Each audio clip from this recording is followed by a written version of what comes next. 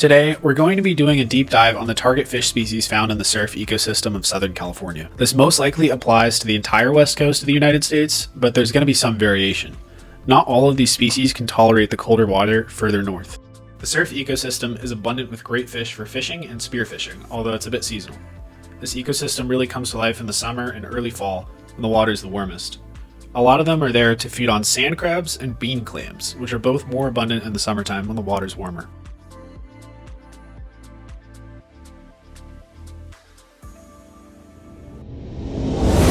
Many of these fish species are loosely regulated, so I divided them into two categories. All the species that I will be talking about, for the most part, follow the same regulations of no minimum keeping size and a bag limit of 10 per person per day of a single species, or 20 total. This means if you're harvesting multiple species, you cannot exceed 20 as your personal total for that day. The only exception here is for halibut. The minimum keeping size for halibut is 22 inches, and the bag limit is 2 per person per day. The first fish species we're talking about today is the California corbina, Mentesiris undulatus. Not many people have heard of this fish, but they're a species of croaker, meaning they belong to the family Cyanidae. They're a shallow water, bottom-dwelling feeder of invertebrates buried in the sand. This is my favorite species to target as they're abundant, easy to find, easy to shoot, easy to fillet, and great eating. They can get pretty big too. I'd say the average size of the ones that I shoot are around 16 inches, but I frequently get corbinas that are around 20 inches. For their stats, I give them 1 out of 5 stars for rarity and difficulty, a 4 for taste, and a 5 for fillet quality. The fillet rating is because they aren't very bony, and basically their entire side can be harvested for meat right down to the spine. The meat is a firm, mild texture, and the bloodline is so thin that you don't need to remove it. Overall, this is a great fish and my all-time favorite in this ecosystem. Next, we have the shortfin corvina, Cynoscion parvipinnis. Many people confuse corbinas with a B and corvinas with a V. These are not the same fish. They are related as they're both in the croaker family Cyanidae. They can be very hard to distinguish from corvina, especially in the water, but the best ways to tell them apart are by their mouths and by their behavior. While corbinas have a downward-facing sucker mouth and a single barbell on their chin, shortfin corvinas have a large, wide front-facing mouth that resembles the mouth of a bass, and they have no barbell. As for their behavior, they don't usually sift around the sandy bottom for sand crabs like other croaker species do. Instead, they swim around in middle to top water and they move pretty fast. While they do occasionally eat sand-dwelling invertebrates, especially when they're younger, the adult shortfin corvina primarily hunt small baitfish. Shortfin corvina are much rarer than other croakers because they're mostly nocturnal, with peak activities at dawn and dusk. For rarity, I give them 3 stars. For difficulty, I give them 3 stars because they're fast-moving and highly alert. And for taste and fillet quality, they're pretty much identical to corvina with a 4 for taste and a 5 for fillet quality. Next, we have the spotfin croaker, Roncador sternsii.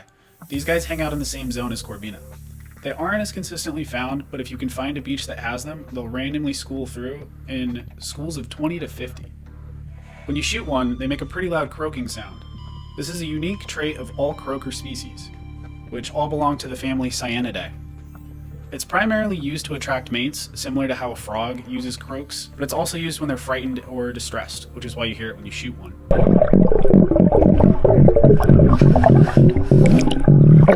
For their rating, I give them a 2 stars in rarity because they tend not to be found at just any beach. They tend to be found at very specific beaches. For their difficulty, I give them 1 star. If you do manage to find a beach that has them, they're actually really easy to shoot. You kind of just go up and down the beach and wait for the massive school to just happen upon you. And since they're in such large numbers, you can really just shoot blindly into the school and you'll probably hit one, which I have done. There was one time, there was a massive school of spotfin croaker that swam into a big sand cloud and I couldn't see anything, but I knew that there was a school in there. So I just shot my spear into it and I managed to hit a really, really big one. It was actually my record spotfin croaker. As for their taste, I give them 4 stars. They taste identical to corvina, as they're both croakers.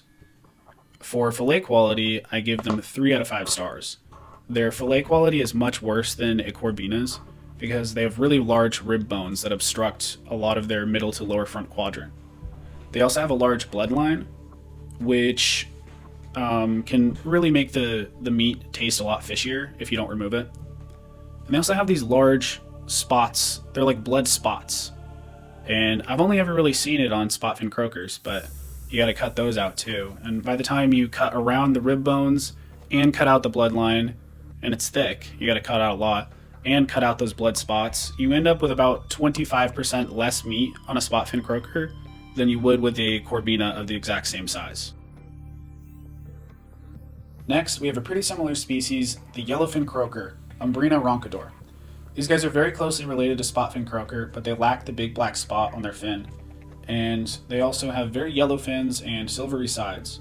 They're not found in really large schools like spotfin croaker are. They tend to be found in small shoals when they're younger, and when they get older and a bit larger, they tend to be found alone.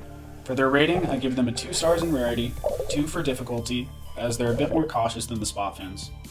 And as for their meat, I would say it's identical to spotfin croaker, 4 for taste, and a 3 for fillet quality. We're done with the croakers, now let's talk about perch. There are 2 kinds of viable perch that you can find in the surf.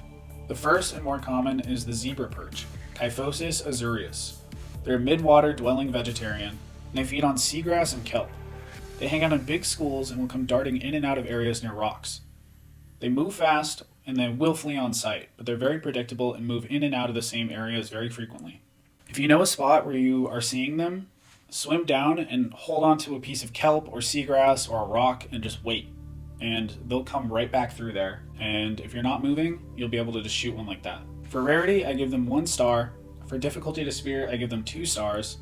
For taste and fillet quality, I give them 2 stars in both categories. In my opinion, these guys aren't really worth eating unless you're desperate. They're my least favorite fish to spear in this ecosystem. They taste fine, but their fillets suck. They're really bony, so you can't really get a lot of meat off of them, and they also have a really big bloodline. So even if you get a really big zebra perch, the amount of meat that you get off of it is just like horrible. Just such a small amount, and it's a lot of work to fillet them too. The second kind of perch that you can find in the surf is the barred surf perch, Amphisticus argenteus. Now, don't be discouraged by the poor rating of the zebra perch. Barred surf perches are a great find. They're a bottom-dwelling feeder of sand crabs and clams. They hang out in large schools, which move fast and move often. For rarity, I give them 3 stars.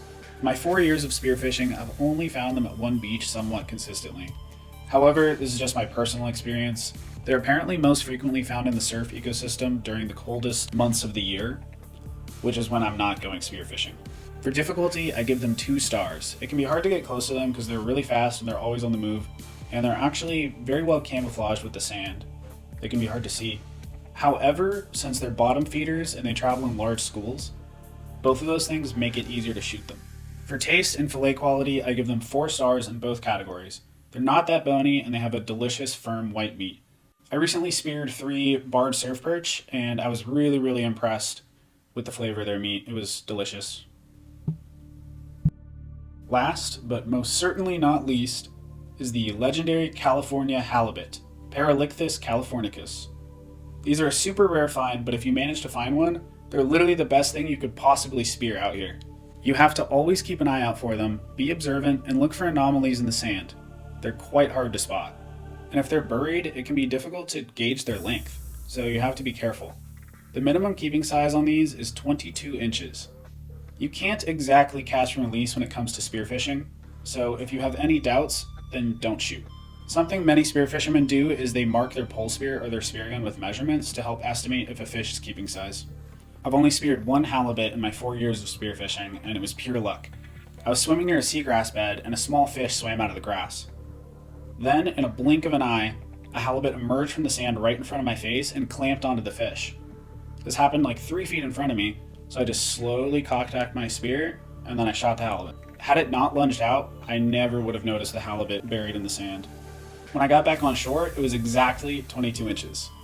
I brought it home and I filleted it, and I had to watch a YouTube tutorial on how to fillet it because their fillets are really weird. You get 2 fillets per side, and there's 2 sides, so that's 4 fillets. It ended up being the most delicious fish I've ever had in my life. So for rarity, I give it 4 stars. For difficulty to spear, I give it 2 stars. They're easy to shoot if you do spot them, but they're incredibly hard to find or spot. For taste and fillet quality, they're getting the full 5 out of 5 stars for both.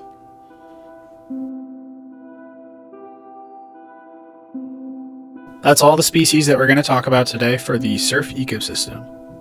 Let me know what your favorite species are to target, and let me know if there's anything that I missed. That's all, and thanks for watching.